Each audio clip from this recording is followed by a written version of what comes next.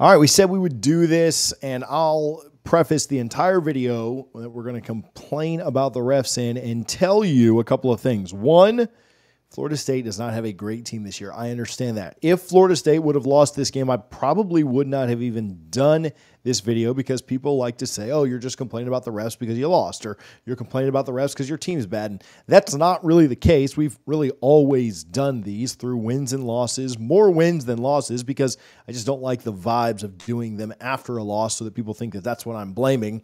I also don't want people to think that like, oh, well, you're just saying the refs are bad and that's why you weren't a very good team and you didn't beat Cal by very much. That's not the case at all. Florida State's just not a great team. However, we've called out the coaching, we've called out the recruiting, we've called out the effort, we've called out the ability, we've called out a lot of things.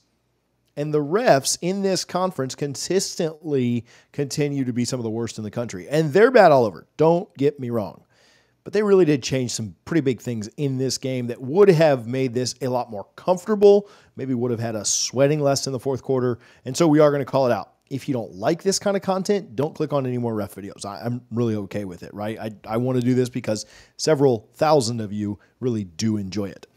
That said, if you do like this, a lot of times YouTube dings us and we're not able to monetize these videos, which is how we make a living. That's how we grow the channel. If you enjoy the content, there is a way for you to help us out and help us grow and support us.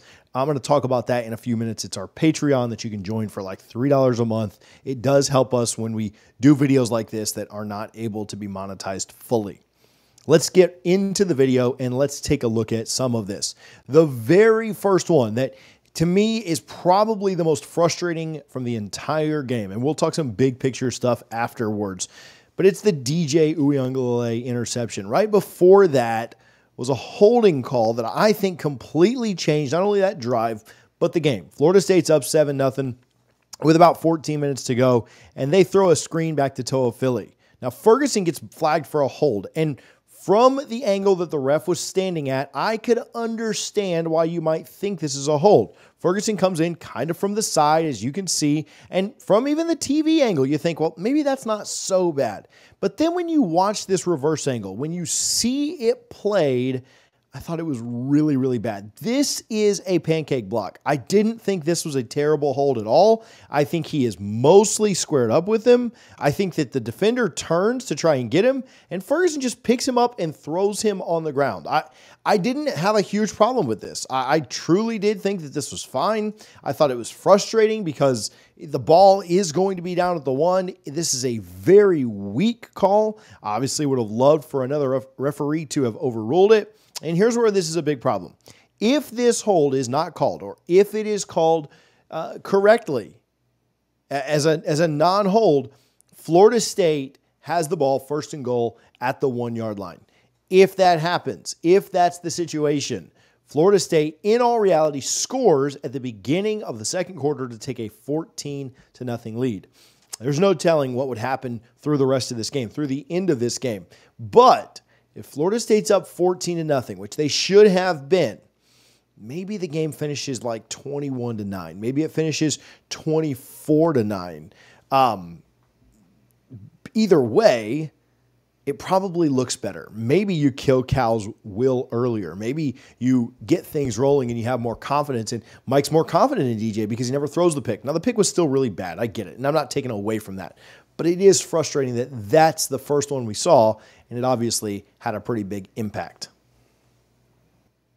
All right, this one kind of stunk too. It's 3rd and 11. It's 5 minutes, just over 5 minutes to go in the first half. It's that 3rd and 11, that great goal line stand where you've gotten multiple false starts, multiple, just infractions. You've stopped them a couple of times. Quindarius Jones with a couple of nice plays, and Florida State ends up giving this up. But if you're going to call that hold on TJ Ferguson on the other end, you have to call this hold on their blocker on the top of the line, right? Like whether this is the tight end or if that's a wide receiver or whatever picking it up, it's probably a tight end. But he is bear hugging Marvin Jones Jr. there. And how that gets missed, I don't know. Maybe they're a little more reluctant to call safeties, and not want to flag stuff in the end zone. But maybe if that's outside of the end zone, I don't know how that's not called. Number 10 right there to the right of the screen. Yeah, literally bear hugging Marvin Jones Jr., not letting him through. That's a frustrating one, man, because Florida State gets the safety there. They get good field position. Now, they got good field position here in a minute, and they weren't able to do anything with it because of another penalty that we'll talk about. But they, again, hidden points that didn't show up on the scoreboard. If the first holding isn't called, and Florida State gets another touchdown, that's 14 points. It's 14-0 at that point. If this safety's called, then it's 9-3, and Florida State's getting the ball back with pretty decent field position. And so just kind of frustrating that two calls now have directly cost FSU points, and they were the same call. If you're going to call it one way, call it the other way. All right, this one was pretty crazy. They throw this ball down the end, and did 10 not throw a punch? I mean, this is the same guy that committed the hold. Did he not throw a punch here? When he goes out of bounds, and I know that the guy's still on him, but he literally throws a punch at Cypress. Like, I saw somebody on Twitter say, like, oh, well, he didn't think the play was over. Like, no, he knew the play was over. He had gotten hit. He knew he was out of bounds, and then he threw a punch there. Not landing the punch, maybe you don't get a penalty for that, but he absolutely threw one there. Like, how do you miss that? How do you not call that? How's that not a thing that you're literally focused on as an official? Like, how are you not seeing that? And so that's frustrating to see. Now, fortunately for Florida State, right after that, Cal throws a pretty big pick. And this obviously helps. This obviously helps what you've got going on. You feel like, okay, Florida State's in really good shape. And on this interception, great job, they call a block in the back penalty on Grady Kelly. And you can kind of see it coming in there, but the reverse angle that they're going to show here is a little bit better. All right, this is a tough one. On the reverse angle of this interception, which obviously a really good job to get this interception by FSU, they call Grady Kelly for a block in the back. I thought it was really weak. I didn't think this was a great call. He still starts to make contact. The guy that gets blocked in the back starts to make contact with Joseph and ends up causing the tackle, which if that's the case, you're not really supposed to call the block in the back there. I thought that was pretty weak. I didn't think that was – it's a defensive tackle that's having to run back on a run like that's having to turn around and block people on a run back for an interception, and we're calling blocking the backs on that, like incredibly weak ones. It didn't look like Kelly got a ton of him. The guy just absolutely goes flying. I mean, which was hilarious to see.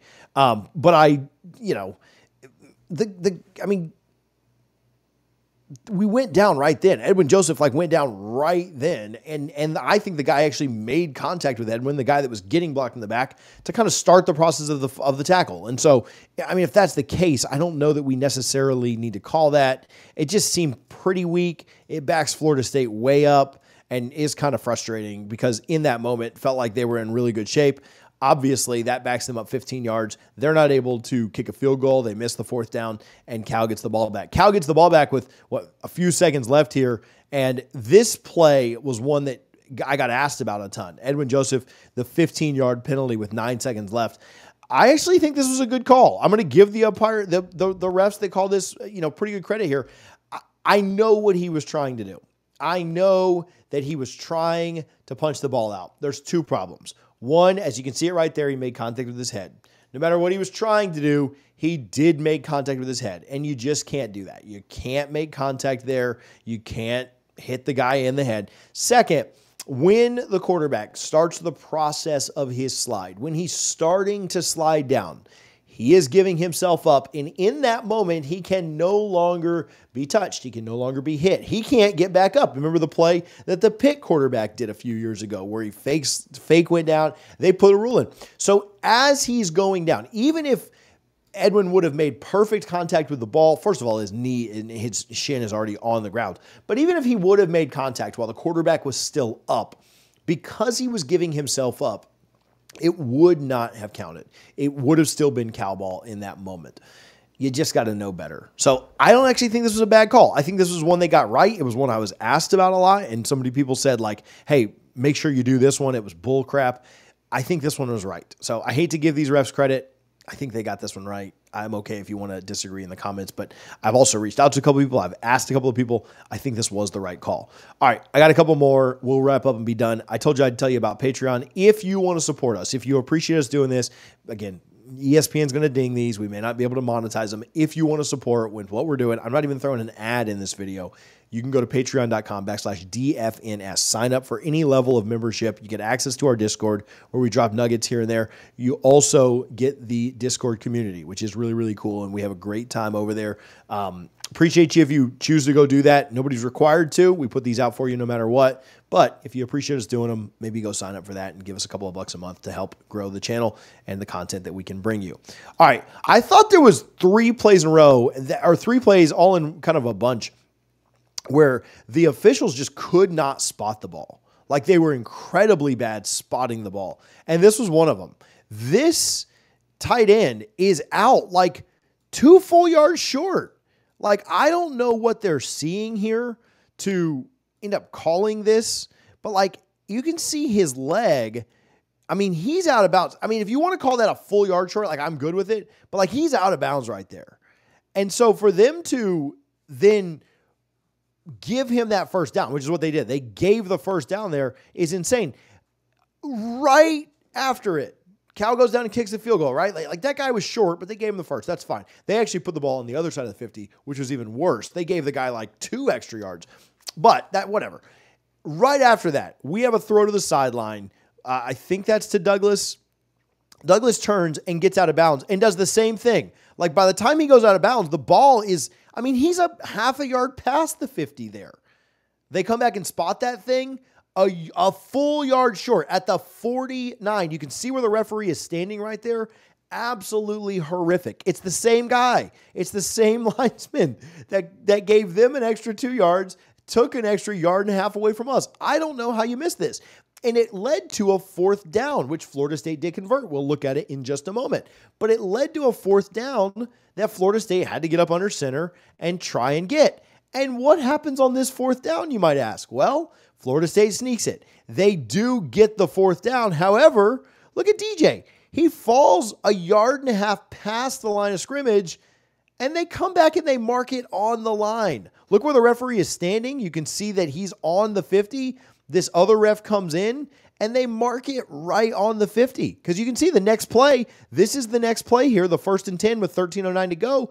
They mark it on the 50. Whereas DJ, look where he fell. None of him touches the ground. He literally just falls forward a yard and a half, and they mark it back at the 50. They could not spot the ball for whatever reason. It was really bad in this little bunch. Now, here's what I'll say. There were some calls that went in FSU's favor. I don't necessarily think that it was just, oh, we're going to be out to get Florida State. I do think there's some of that. I do think the ACC has always tended, and I've said this for a long time doing this channel, the ACC has always tended to protect their smaller schools, and refs of other conferences seem to protect the big schools. So Alabama doesn't get shafted too much. Georgia doesn't get shafted too much. LSU doesn't get shafted too much. The smaller schools do. South Carolina, we saw it a couple of weeks ago.